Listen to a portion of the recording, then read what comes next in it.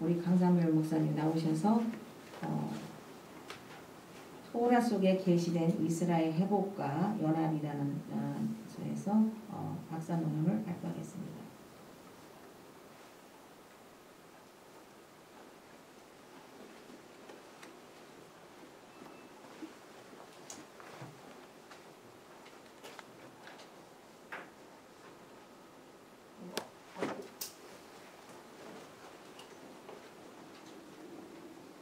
한 번씩 다 들으셨어요?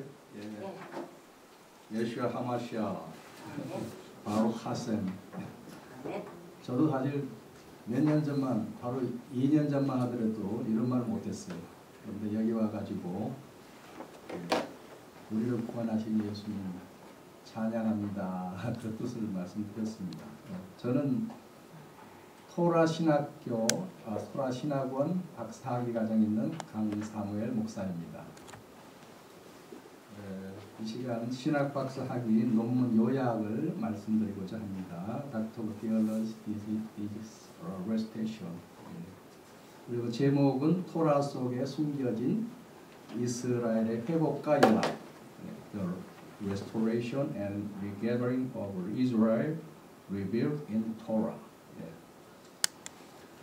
처음 첫 장을 넘기시면 목차가 나오는데 연구 목적, 연구의 범위가 있고 연구 방법, 2장에 가서 본론이 있습니다. 그리고 이스라엘의 형성이 있고 그 다음에 히브리 부족에 대해서 말씀드렸습니다.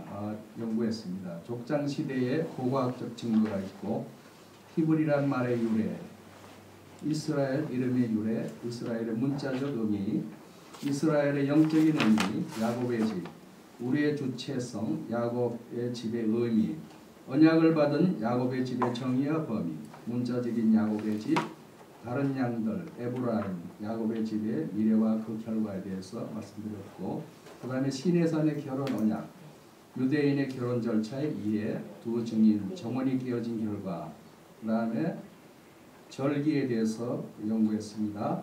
절기에 관한 히브리 뿌리적 이해, 절기의 이해와 의미, 절기의 중요 관계, 절기의 장소, 택한 장소에서 드림, 택한 장소 예루살렘, 먼 곳에 있는 자의 배려, 절기는 하나님 구속과 회복에 대한 청사진, 어린 양의 피, 문설주, 애국, 어린아이는 유월절, 성숙한 백성 장막절, 그 다음에 이스라엘의 분열에 대해서 연구했습니다. 두 왕국, 분열의 이유, 이스라엘의 회복과 연합, 에스겔스의 예언, 두 막대기, 두 무리, 예수와의 사역 어떻게 모으시는가, 말세 성도들에게 필요한 것이 뭔가, 예수님을 닮아감, 자기 부인 자기 십자가를 지고 따름, 서로 사랑하고 많은 열매를 맺어야 함, 하나님의 토라 말씀을 깊이 연구 준행 잘 가르쳐야 함, 슬기로운 다섯 처녀같이 주님 오심을 사모하고 준비해야 함, 좁은 문으로 들어감, 파수꾼, 나자, 메시아, 예수야를 믿는 크리스찬을 나자리라고 그러는데 파수꾼의 경고의 나팔을 불어야 된다.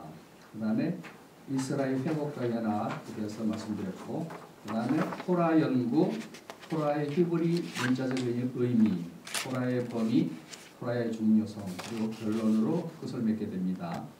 문헌은 여기에 나온 문헌들을 이용을 했는데 더 있어요. 그런데 요약을 하기 때문에 많이 빠졌습니다. 그리고 서론 제가 읽겠습니다. 이스라엘의 회복과 연합은 하나님의 세계 인류를 향한 구속사의 절정이며 구원의 완성이라 할 수 있다. 세계에서 일어나는 여러 징조들로 보아 마지막 때가 이르렀음을 느끼는 이 시점에서 유대인과 이방인인 우리들에게 어떤 관계와 의미가 있는가를 연구하였다.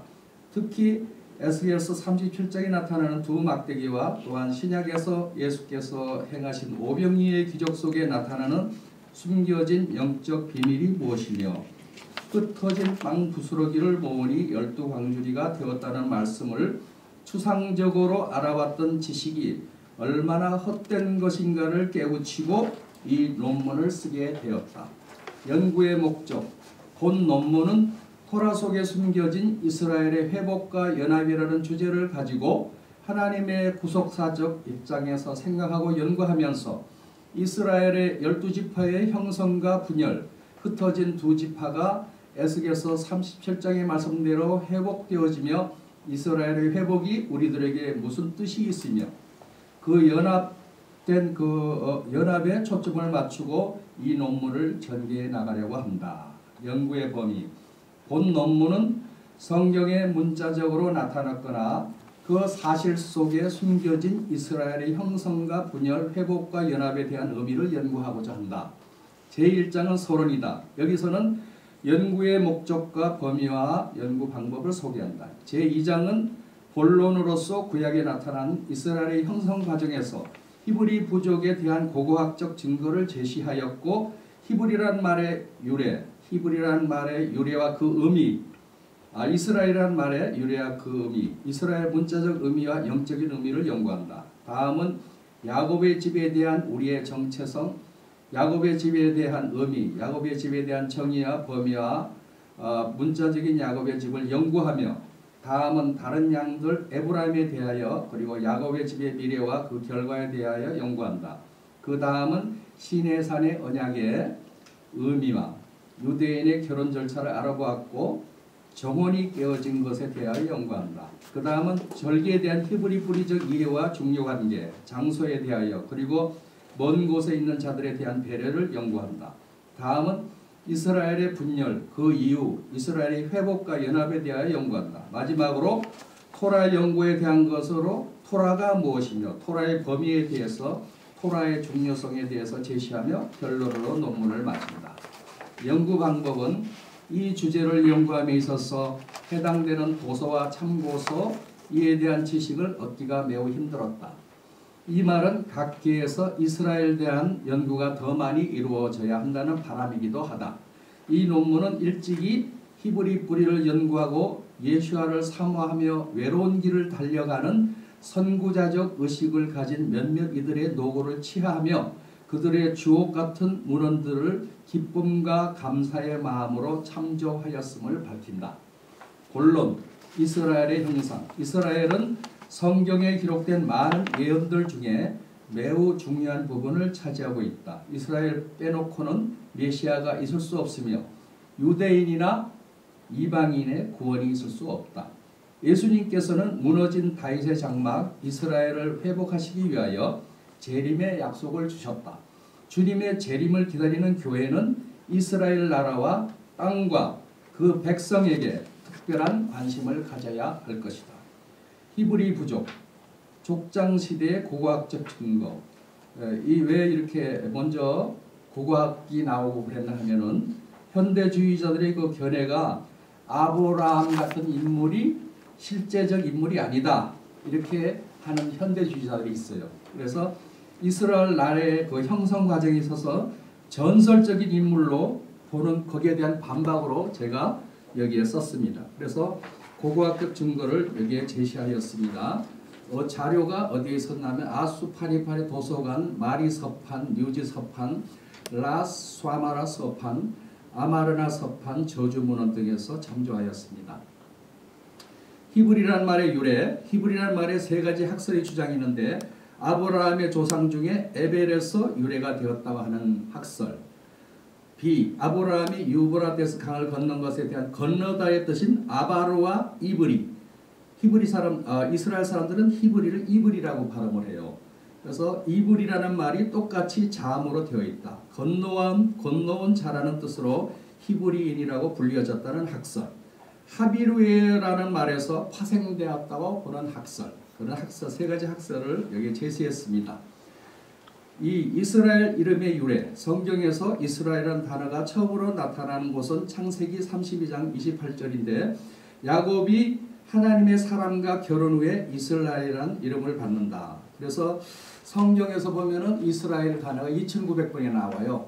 그리고 하나님이라는 단어가 나올 때마다 이스라엘 하나님, 이스라엘의 하나님 이라는 그런 말이 붙어서 나온 것을 볼 때 이스라엘은 성경 그 예언 중에서 아주 중요한 부분을 차지하고 있다는 걸 여러분들 이해하시면 되겠습니다. 그래서 이스라엘의 문자적 의미는 야곱의 자손을 의미합니다. 그리고 창세기 49장 16절 또 28절에 보면 거기에 대한 이해를 할 수가 있습니다. 그 다음에 바벨론 포로 이후에 회복된 이스라엘을 의미하게 한다. 에스라 9장 1절. 이스라엘의 영적인 의미는 이사야서 49장 3절에 내게 이르시되 너는 나의 종이요 내 영광을 내 속에 나타낸 이스라엘이라 하셨느니라. 예. 그래 메시아를 상징하기도 하며 신약 로마서 9장 5절로 13절에는 하나님이 구속하신 자들을 말하며 갈라디아서 6장 16절에는 참된 교회를 의미하기도 하는 것입니다. 야곱의 집, The House of Jacob. 야곱의 집에 대한 우리의 주체성. 우리는 뭐냐? 그죠? 믿는 우리들은 뭐냐? 하나님을 믿는 모든 사람들은 이스라엘이며 야곱의 집에 속한 사람이다. 내가 이스라엘과 야곱의 집이 아니라면 성경 66권 전체와 이스라엘의 하나님과 나와는 상관없는 것이 되는 것이죠. 그래서 우리 모든 믿는 자들은 이스라엘이다. 야곱의 집에 속한 사람이다. 이렇게 이해하면 되겠습니다. 야곱의 집이란 성경적인 의미로 하나님의 집에 속해 있는 우리들의 이름을 이르는 말. 언약을 받은 야곱의 집의 정의와 범위. 6월절의 어린 양의 피를 문설주와 문인방에 바른 백성들과 유대인이 아닌 중다한 잡족. 저도 이 말은 여기 와서 배웠어요. Mixed multitude. 이 말을 여기 와서 배웠습니다. 그래서 중단 잡족 중에 양의 피를 발라 구원된 백성을 포함한다. 그래서 이 6월절 어린 양의 그 피의 사건 속에서 예수와 어린 양의 피가 나타난 것이죠. 그래서 문자적인 야곱의 집은 아름다운 감람나무다. 에레미야서 11장 16절에 로마서 또한 11장 17절에도 돌감람나무가 24절에 원감람나무에 젖붙이는 것. 그 받았듯이 우리도 구속받은 야고보의 집에 젖붙임을 받았다는 그런 말씀입니다. 다른 양들은 에브라임, 시내산에서 언약을 맺었던 다른 양들을 말하며 이스라엘의 집 에브라임을 두고 하는 말이다. 한 우리, 한 양, 한 목자, 흩어진 이스라엘 12지파의 연합과 예수와 야곱의 집의 미래의 그 결과 어둠의 권세는 예수에게 굴복되며 구속받은 야곱의 집에서 영원토록 왕노릇할 것이며 그 나라가 무궁할 것이다. 누가복음 1장 33절. 그 다음에 시내산의 결혼 언약. 예수와 야곱의 집의 결혼에 대해서 이해하려면 먼저 유대인의 결혼 절차를 이해해야 되기 때문에 제가 여기 시내산의 결혼 언약을 연구하였습니다. 그래서 유대인의 결혼 절차이네 시내산의 결혼 언약. 하나님과 이스라엘의 정원계약. 언약의 책을 케투바라 그러죠. 케투바. 그 다음에 두 증인이 있는데 우리가 모세가 그 언약을 받고 내려올 때에 백성들 에스코트하고 내려오죠. 그래서 두 증인이란 바로 모세하고 에스코트한 백성 그걸 두 증인이라고 그렇습니다. 그래서 결혼식이 완성되기 위해서는 케투바 계약서에 두 증인이 서명이 필요하지 않습니다. 그래서 몰고 내려왔는데 결국에는 정원에 깨어짐이 되었어요. 왜냐? 여러분 아시다시피 백성들이 황금 송아지를 갖다 놓고 불순종하는 바람에 우상 숭배하는 바람에 그 정원이 깨어지게 되었습니다. 그 결과가 어떻게 됐냐면 야곱의 집이 열방으로 흩어져 포로 생활을 하게 돼요. 북쪽의 이스라엘 왕국은 BC 720년에 아시리아에 의하여 흩어지고 남쪽의 유다 왕국은 BC 586년에 신바벨론에 의해서 흩어졌다. 북쪽의 열지파, 소수지파는 남쪽의 유다 지파에 섞여져서 포로 생활로 흩어졌다. 유대인들 중 예수와를 메시아로 받아들인 메시아닉 크리스천들은 소수였다. 역사적으로 12지파는 이렇게 섞이게 되었다. 그래서 이스라엘을 공부하기 위해서는 절기를 공부 안 하면 연구 안 하면 안 되겠더라고요.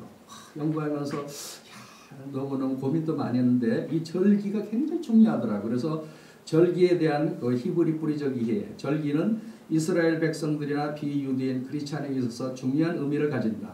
절기를 통해서 메시아의 오심에 관한 것과 타락한 인간과 땅을 구속하시고 회복시키시는 메시아의 역할이 무엇인가를 하나님의 백성들에게 알려주시기 위한 하나님의 특정한 시간표이며 지침서이며 또한 예수와 메시아를 만나는 영적 훈련이기 때문이다. 이러한 근거는 유대인 부모들이 아이들을 가르칠 때 제일 먼저 레위기를 가르치는 것을 보아도 그 중요성을 알 수 있습니다. 절기에 대하여 이해하려면은 조금 전에 우리 전명자 목사님께서 히브리의 그 사고 방식에 대해서 잠깐 비추셨는데, 히브리 사고 방식은 둥근 서클이잖아요. 그래서 헬라의 사고 방식은 직선적 라이너. 히브리 사상은 행동적이며 헬라 사상은 추상적이다. 즉 히브리 관점은 오픈시켜서 사고하며 헬라 관점은 상자 안에 가두어두고 사고하게 하는 차이가 있다. 절기의 의미, 절기의 이해와 의미. 절기는 매년 6월절, 무교절, 초실절, 오순절, 나팔절, 속죄절, 초막절로 이루어지고 있다. 7절기 중 처음에 4절기인 범절기 6월절은 예수와의 죽으심을 나타내고, 무교절은 장사 지냄을 나타내고, 초실절은 부활을 나타내며, 오순절은 성령의 강림을 나타내며, 이 네 절기는 메시아의 초림을 나타낸다. 나머지 3절기의 가을절기인 나팔절은 휴거를 나타내며, 속죄절은 지상 재림을 나타내며, 장막절은 천년왕국을 나타내는데, 이 세 절기는 메시아의 재림을 의미한다. 그래서 절기는 아까 서클이라는데 축복의 사이클이에요. 축복의 사이클. 절기는 이스라엘만에 있는 것이 아니라 절기는 믿는 모든 세대를 위한 영원한 하나님의 선물인 것입니다. 절기의 중요 관계로서는 농사와 밀접한 관계가 있습니다. 종말론적 관계가 있고, 예수와를 통한 하나님의 구속의 계획과 만물을 회복하는 관계가 있고, 절기는 예수와의 관계가 있다. 절기가 드려지는 장소는 예루살렘이며, 먼 곳에 있는 자들은 머무는 각 성에서 드리도록 배려해야 했다. 그러니까 이제 먼 곳에 있는 자들의 배려를 이렇게 했다는 거예요. 왜냐하면 내가 여행도 가고 그러는데 그럼 그런 사람들은 절기를 어떻게 드릴 것이냐. 그런데 하나님께서는 그런 분들까지도 배려를 하신 그런 깊은 뜻이 여기 있더라고요. 절기는 인간에 대한 하나님의 구속과 회복에 대한 청사진이다. 어린 양의 피는 뭔가 하면 예수와의 보혈을 의미합니다. 문설주는 마음을 의미합니다. 애굽은 세상을 의미하고 세상 풍조를 의미하는 것입니다.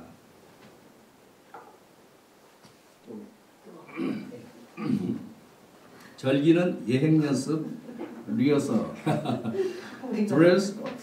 드레스 리허설.